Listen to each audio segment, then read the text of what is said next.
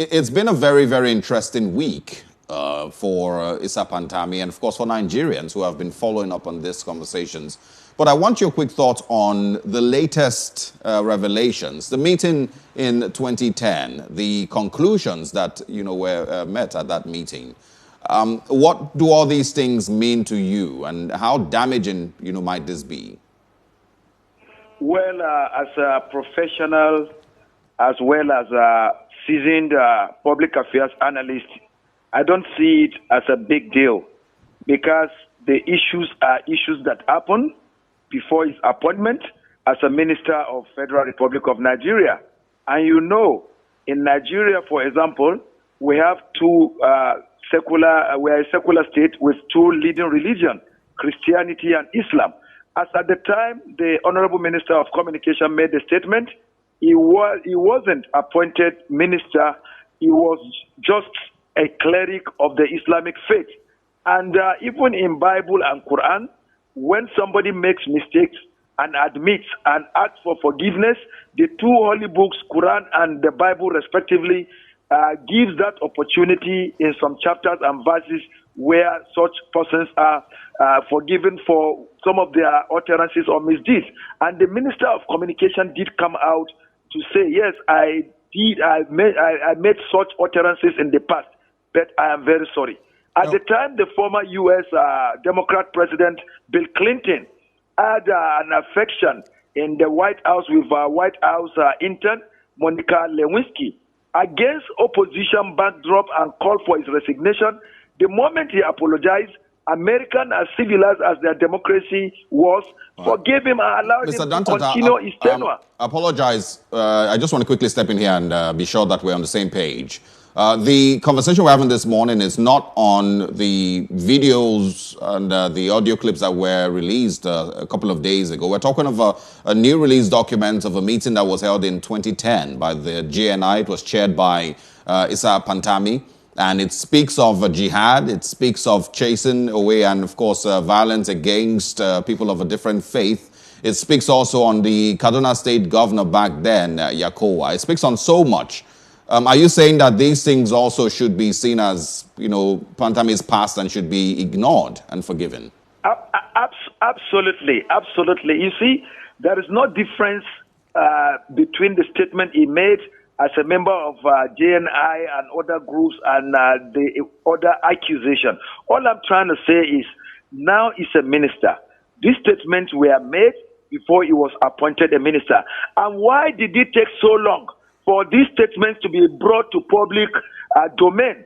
Because during the time he was to be appointed a minister, they went through a thorough Senate ministerial screening.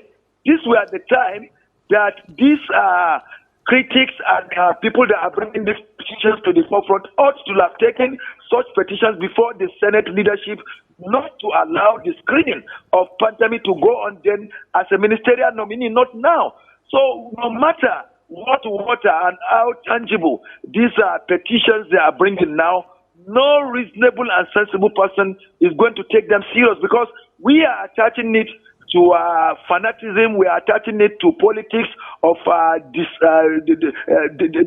denting of his image, especially as he has taken certain steps to ensure that everybody enrolled for the national identification number, which is trying to expose certain people that have been supportive of terrorism, supportive of armed banditry and also others. So I feel certain people are not with the initiative of the Honorable Minister to say that this NIN registration must be complied with and certain criteria must be met, except all that are made, nobody is going to be able to continue to make calls Mr. Dantata, any of the network provider. Mr. Dantata, I think we get your point there. Okay, so just to make sure we're all on the same page, I am going to be reading out a few statements, from these documents that we're talking about. So on the 13th of July 2010, on the 13th of July 2010, there was a meeting by the GNI, the Janatu Islam group based in Kaduna, with 4 states consisting of Plateau, Bauchi, Kaduna, and Niger State. This held in Bauchi State, and this meeting was chaired by Malam Ali Ibrahim Pantami.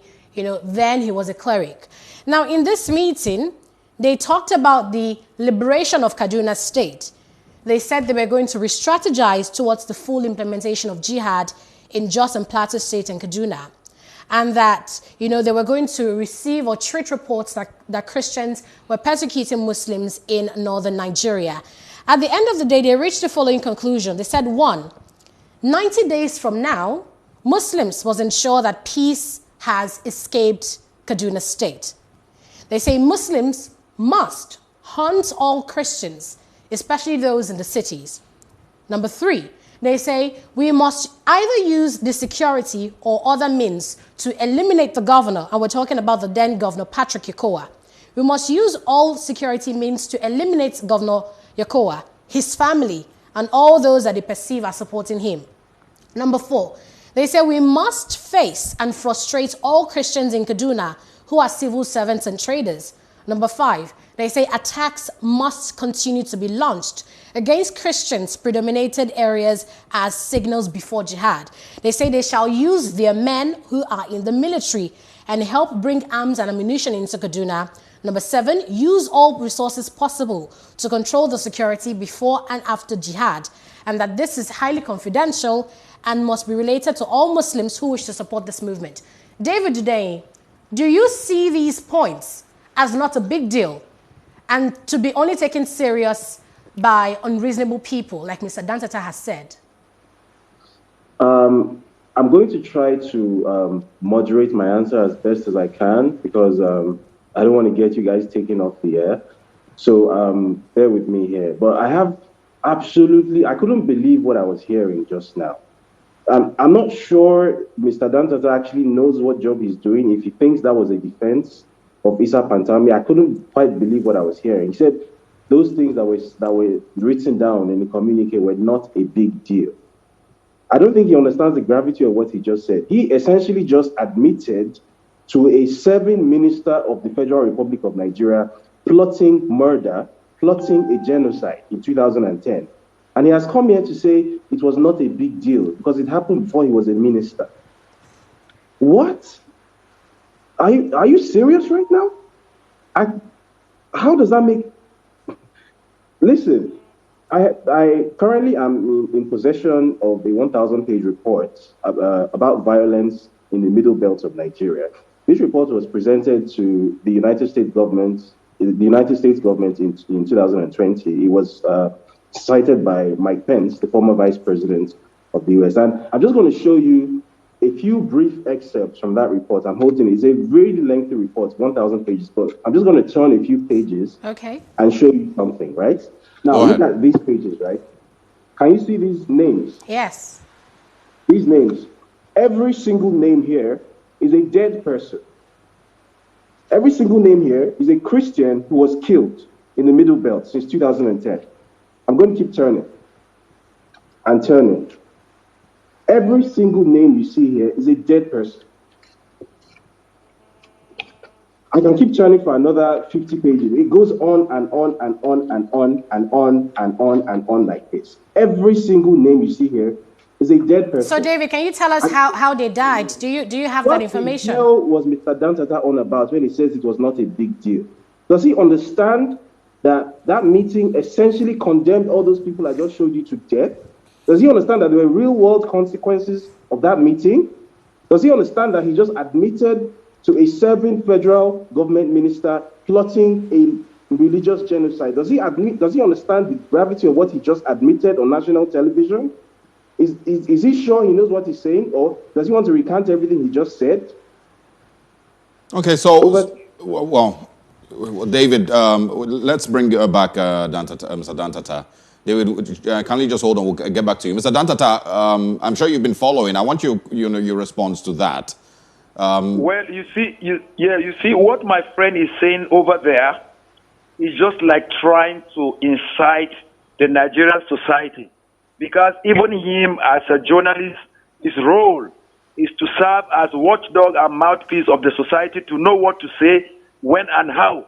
At this time that the nation is facing problem of terrorism, armed banditry, kidnap-related crises, and other threats to our security. Mr. Dantata, We are this is what I supposed to I want you to address. Do you agree that your statements earlier have basically meant that you agree that that meeting held, those agreements were had in that meeting, and the minister chaired that meeting, and of course was a part of that meeting, and those agreements were had? Are you agreeing that all of those things happened, but you're simply saying, kindly hold on, sir. Are you agreeing that those things happened and those, the conclusions were reached at that meeting, but the challenge here is that it was all done before he became minister? Let me ask my co-guest certain questions. He said it held. Can he produce audio evidence or television evidence? He affirmed that it was said to be kept confidential. By who? You should know that the Nigerian state has security apparatus running from Department of State Services that have the highest intelligence gathering mechanism, also have the police, force criminal intelligence department, as well as in every state command, you have what you call criminal investigation department. In a country like Nigeria, where all the intelligence apparatus of the security is working, I don't think if that kind of meeting held that is genocidal by Jamaatul Nasrul Islam in Kaduna at that time, I don't think somebody like Pantami, even though he was not minister, then would have been left without not being arrested. So I think it is the antics of detractors. They are being economical with the truth. And if they have any proof, like I challenge them, audio or television, let them bring it to the forefront. And again, I want to re-emphasize that there is what you call Department of State Services screening of any Nigerian citizen that is designated for either ambassadorial, ministerial, or headship of any of the sensitive federal agencies in Nigeria. What happens to the security checking, background checking, and other reports? As well, again, what stopped these same opponents that are bringing this issue to the forefront now to have taken it to the Senate Screening Committee? No matter how beautiful these criticisms they are raising they are no longer holding water. That is even to tell you that there is no audio or television evidence any of these people raising these issues now can bring. And for my friend to tell me that I am trying to agree, audio. It's not true, because even if you take issues related to this to the International Criminal Court at The Hague, they will first of all ask you of the audio or television evidences. Most of the high-profile personalities, from Charles Taylor to Gbagbo and other international suspects that have been taken to International Criminal Court, there were audio and television evidences that they committed against humanity and were involved in certain things that made people to lose their lives. So I feel this issue of the communication minister is being politicized. And Nigerians are now sensible to reason from fiction to reality. Absolutely. We're going to go back to David. I think Aneta wants to bring him in here. Okay. But just quickly note that there was audio, in the past, and that audio clip, that was released, of the minister speaking, is the same audio clip that there's, that people are saying that should be forgiven. So I don't think it's a lack of audio or video that should be our challenge here. But okay, David, it's great that when you talk about journalism, we're dealing with hard facts and evidence. So far, we've heard an audio clip, right? I wonder if Mr. Dantata has seen that or heard that, because we all heard that clip, and in it, we heard how Pantami basically was, advocating for the defense of the lives of terrorists, saying they shouldn't be killed. Even though he did raise some points that, lots of people agree with, saying they should have been tried rather than just been shot dead just like that. That's a valid point, protection of human rights, right? But also, we heard him talk about, how, Osama bin Laden was a better Muslim than he is, and how he professed support for groups like the Taliban and other, terrorist groups. So bringing in your investigation, because I'm aware that you've dug into Pantami and all the allegations about him. What did your investigations reveal when you looked into Pantami's past? And really, for people who have been saying his past has no bearing on his present and future, what do you say to that? I just want to quickly respond to what Salihu said, because again, it strikes me that this person you brought on the show doesn't really have a solid grasp of the facts at all. The meeting in question isn't some conspiracy theory somewhere. It was actually in the news. It was recorded. You can Google it. It was on Vanguard News. It was on PM News. It was on Daily Sun. It was all over the media. It actually happened. What has changed now is that the communique that came out of that meeting has become public knowledge now. But that meeting actually happened. It was actually in the news. So I don't know what he's talking about when he says, "Oh, where is the evidence?" It's on the record that that meeting happened. And then when he says, "Oh, that the DSS and the Senate screen ministerial candidates," well, again, obviously he has not been following the news, because if he had been following the news, as at yesterday, if the immediate past director of DSS, Dennis Amakri, spoke to Punch newspaper, and he said that the DSS wrote a dossier on Issa Pantami recommending that the president should not hire him because of his past. And the president ignored the DSS and chose to hire him anyway, right? And it also emerged yesterday that at the Senate hearing where Pantami was confirmed, the hearing lasted for only 11 minutes, and there was no question that was entertained about his past. So again, he's being either he has no idea what he's talking about, or he's being very economical with the truth. When he says that Pantami was cleared by the DSS, that is absolutely false. He was not cleared by the DSS. DSS recommended that he should not be hired. And President Buhari, for reasons best known to him, chose to hire him anyway. And then the Senate hearing was a mockery. It lasted for just 11 minutes. Now, it's important to separate issues here when you're talking, going back to your question. The audio clips in question are a separate issue to the JNI statement, which was released yesterday. Those audio clips dating back to the early to mid noughties depict Pantami at his peak as a cleric in Bauchi State, where he had a reign of terror at ATBU, basically advocating for Al Qaeda and the Taliban. Right now, the details of that speech have actually been in the public domain since 2019, when a professor of contemporary Islamic studies, Dr. Andrea Brigaglia, who used to be at the University of Cape Town Center for Contemporary Islam and is now at the University of Naples in Italy, published a research paper called Debating Boko Haram. And in that paper, he repeatedly made reference to Imam Isa Ali Ibrahim Pantami and his ideological dispute with Mohammed Yusuf. In that paper, he did a translation of the speech in question, which was called Suwaye Yan Taliban, which means who is the Taliban. Now, it has been in the public domain, but perhaps it didn't make the news because there wasn't an audio file to support this thing yet. A few weeks ago, the audio file showed up on the internet. I'm not quite sure how it showed up on a Nigerian Muslim community website, but it showed up, and an anonymous source hinted me as to its existence. And that was where my curiosity was piqued, because then I was able to actually confirm that this speech actually happened. This is the audio. This is Pantami's voice. I actually used voice analysis software, and eventually Pantami himself confirmed that he did say those things. This is Pantami's voice. This is him saying these things. So after I did the first article, and then Pantami tried very disingenuously to infer that perhaps Dr. Brigaglia's translation was wrong, perhaps he doesn't understand Hausa properly, perhaps he has something against him. Then I had a native Hausa speaker, born and raised in Kaduna, to actually translate the video. And then I did the second article, and if you Google, it's on Newswire NGR. It's right there, where I extracted the audios from that video clip, and I very carefully used the translations to subtitle the videos. All these things are in the public domain. So this is not a conversation about, there's lack of evidence or a supposition. There's no supposition here, right? I have done my job, and I am very good at my job, right? So we're no longer having a conversation about whether this happened or whether Issa Pantami is an extremist. It's happened, and he is an extremist. So the conversation we should be having now is, why is he still in office? He shouldn't be in office. The president should have fired him last week. David, why is he still in office? David, that's a whole new conversation, and when we bring in the conversation on the reaction of the Nigerian government, hopefully we can bring that up before we end the program. But I want you to, in a minute, possible, please share with us, if it is necessary and if there is any way to link the minutes of that meeting with what has played out security-wise in Nigeria in the last 10 years.